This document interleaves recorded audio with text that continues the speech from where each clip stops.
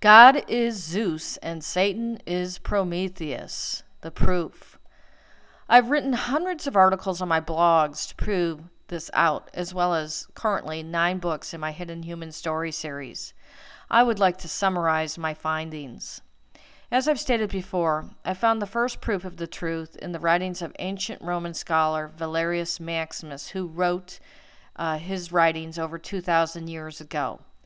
In the book Memorable Deeds and Sayings, 1,000 Tales from Ancient Rome, page 14, he wrote, "The Jews had tried to corrupt Roman values with their cult of Jupiter Sabazius, so the praetor forced them to go back to their home. Cornelius Hispanius expelled the Chaldeans from the city and ordered them to leave Italy within 10 days to prevent them from making money out of their foreign science. The Jews had tried to pass their religion on to the Romans, so Hispanius expelled them from the city and demolished their private altars in their public places. The Senate decided that the temples of Isis and Serapis should be demolished, but none of the workers dared to touch the temples.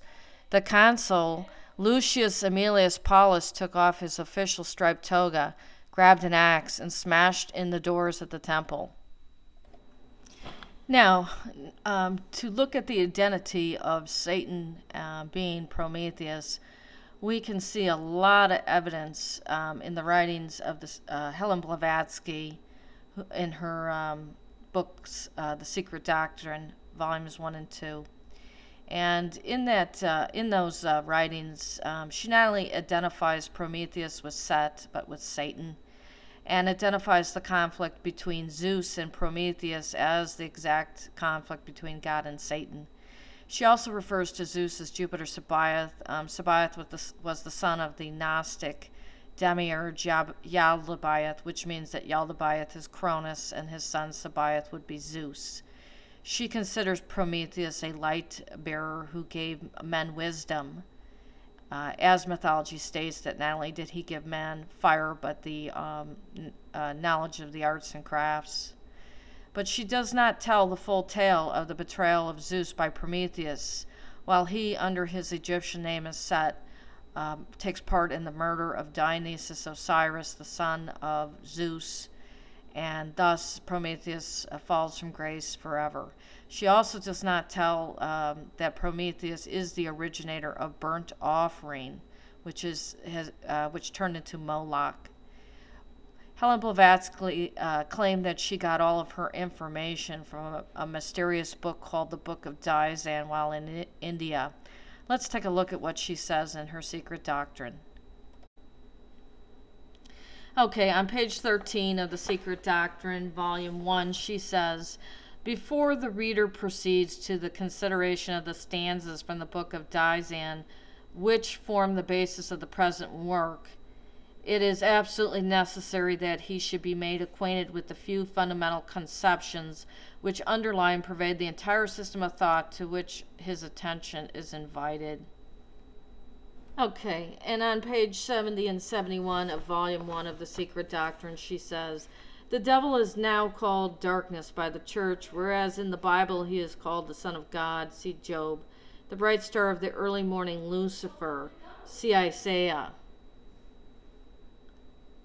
There is a whole philosophy of dogmatic craft in the reason why the first archangel, who sprung from the depths of chaos, was called Lux, or Lucifer, the luminous son of the morning, or manvanteric dawn. He was transformed by the church into Lucifer, or Satan, because he is higher and older than Jehovah and had to be sacrificed to the new dogma."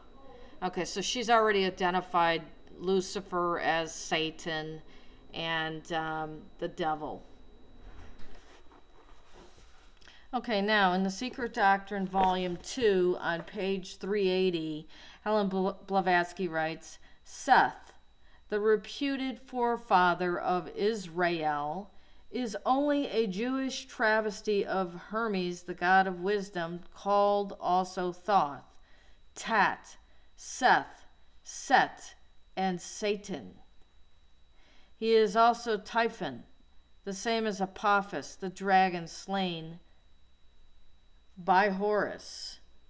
For Typhon was also called Set. He is simply the dark side of Osiris, his brother, as Angra Mainyu is the black shadow of Ahura Mazda.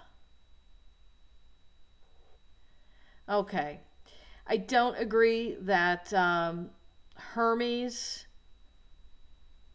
is Thoth. It's not the same person. I've already proved that out through the writings of Sanchonathan. However, she does identify Satan as Tat, Seth, Set, Satan. Typhon was another titan that had challenged Zeus, and that's written about by Diodorus Siculus. But I do know that Set was also referred to as Egyptian Typhon. So she identifies Set with Satan and Typhon, the Egyptian Typhon. So there you have the reference to Satan, who is Prometheus, as Set. Now I'm going to switch over to the writings of Diodorus Siculus's Library of History, Volume 1, pages 59 through 61. Here he specifically states that Prometheus was in Egypt setting up a kingdom. And starting on page 59, while Osiris and his army were thus employed, the Nile, they say, at the time of the rising of Sirius, which is the season when the river is usually at flood, breaking out its banks, inundated a large section of Egypt, and covered especially that part where Prometheus was governor. And since practically everything in the district was destroyed, Prometheus was so grieved that he was on the point of quitting life willfully, because its water sweeps down so swiftly and with such violence. The river was given the name Attis. But Heracles, being ever intent upon great enterprises and eager for the reputation of a manly spirit, speedily stopped the flood at its course. Consequently, certain of the Greek poets worked the incident into a myth to the effect that Heracles had killed the eagle which was devouring the liver of Prometheus. The river in the earliest period bore the name Ocean, which the Greek is Oceanus. Then, because of this flood, they say it was called Attis, and still later was known as Aegyptius, after a former king of the land. And the poet also adds his testimony to when he writes, on the river Aegyptius my curved ships I stayed. There's something else I want to point out in the writings of Diodorus Siculus, Volume 1, Library of History, and that is on page 59. It says, and when all his preparations had been completed, Osiris made a vow to the gods that he would let his hair grow until his return to Egypt, and then made his way through Ethiopia, and this is the reason why this custom with regard to their hair was observed among the Egyptians until recent times, and why those who journeyed abroad let their hair grow until their return home. Okay, now this is very similar to the Nazarene, which in some of my blog writings, I've already connected the possibility that ancient Nisa could have been in ancient Israel and part of Galilee. So here you have a Christ reference to Nazarene through Dionysus Osiris creating the vow of letting their hair grow until the mission was done. I just want to point that out as well. Okay, now going back to Helen Blavatsky's The Secret Doctrine, Volume 2, page 244. I want to read this. Hence the allegory of Prometheus, who steals the divine fire so as to allow men to proceed consciously on the path of spiritual evolution, thus transforming the most perfect of animals on earth into a potential god, and making him free to take the kingdom of heaven by violence. Hence also the curse pronounced by Zeus against Prometheus, and by Jehovah Ildebaoth against his rebellious son, in quotes, Satan. The cold, pure snows of the Caucasian mountain and the never-dying singeing fire and flames of the extinguishable hell.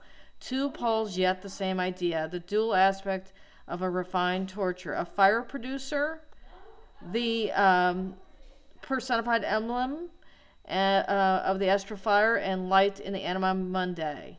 Okay, so there she's telling you that Prometheus is Satan and Zeus is Jehovah or God, which is what I've been telling you all along.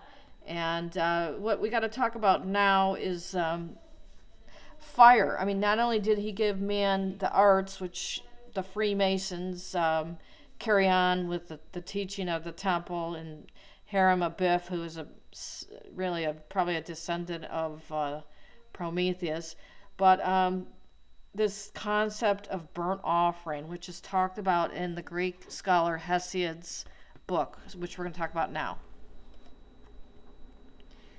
Okay, as I said, Hesiod wrote about burnt offering in his book Theogony and Works and Days, and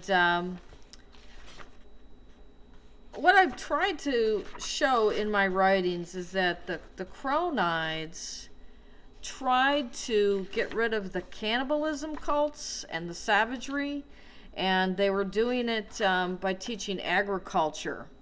And Prometheus had different ideas and was teaching killing of animals and cooking them with the fire, but he incorporated a sacrifice ritual with it, and that is what earned him the wrath or anger of Zeus, because Zeus knew where it would go, and where it went was into Moloch.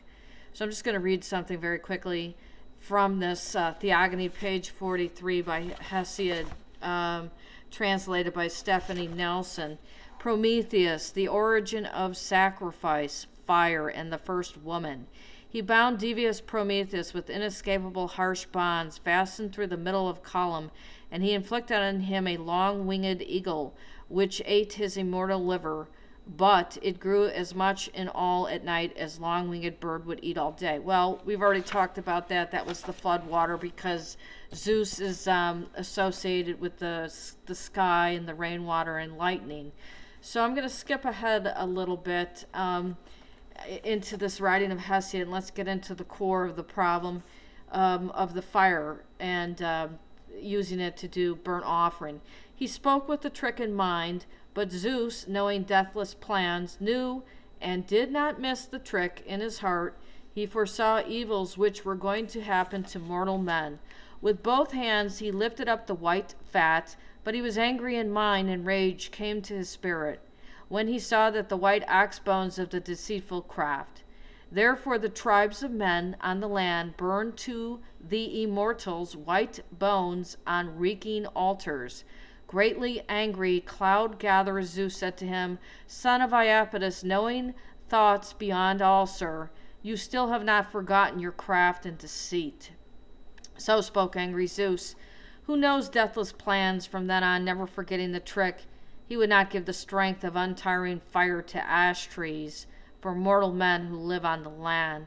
But the great son of Iapetus deceived him, and stole the far-seen light of untiring fire in a hollow narthex, this bit deep in the spirit of high-thundering Zeus, and his heart was angry.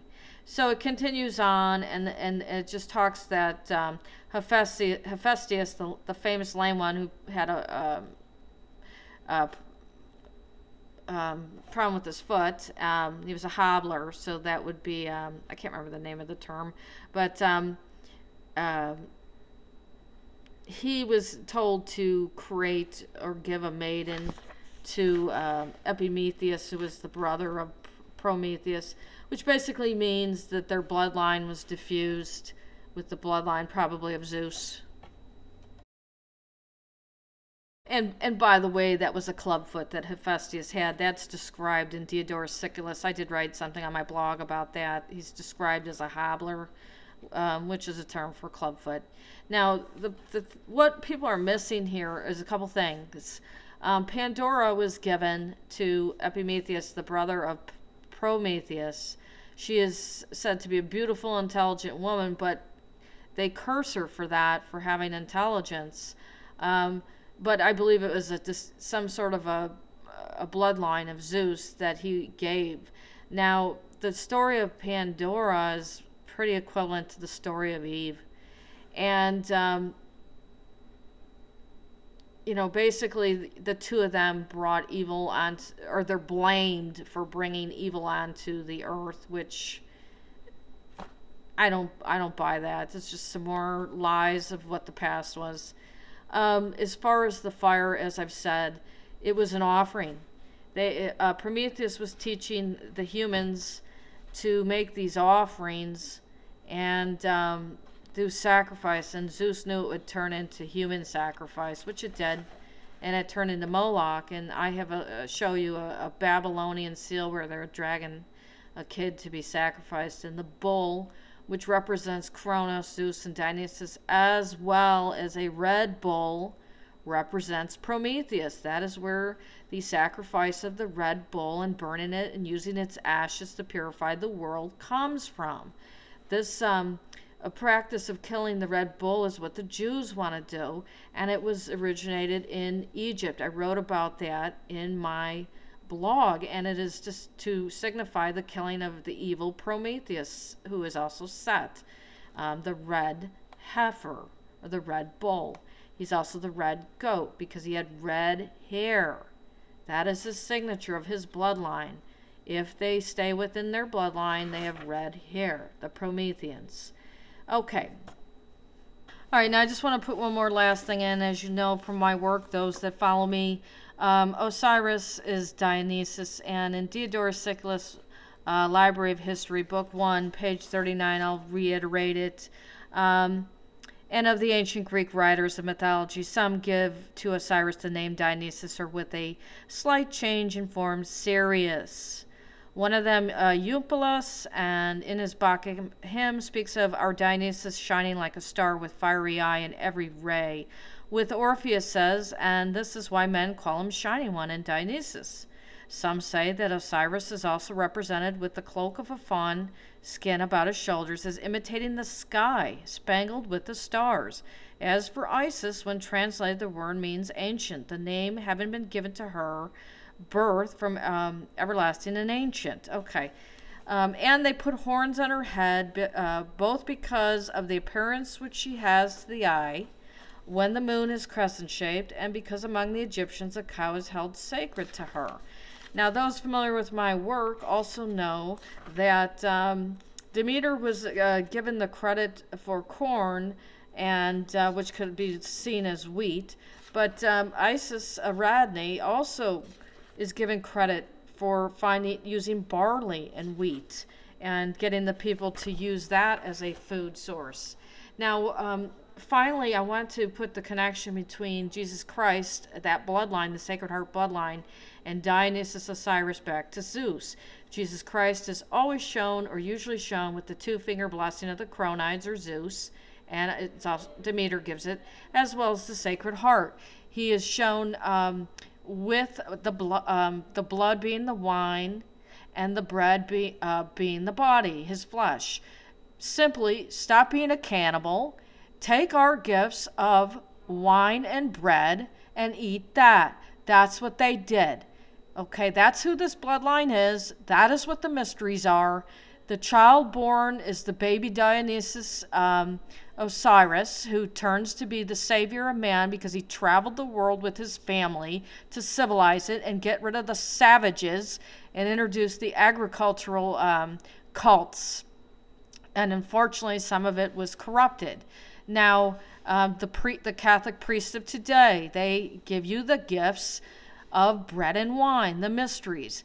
Jesus Christ, in my opinion, is either a pharaonic, Osirian pharaonic bloodline, or probably the reincarnation of Dionysus Osiris himself.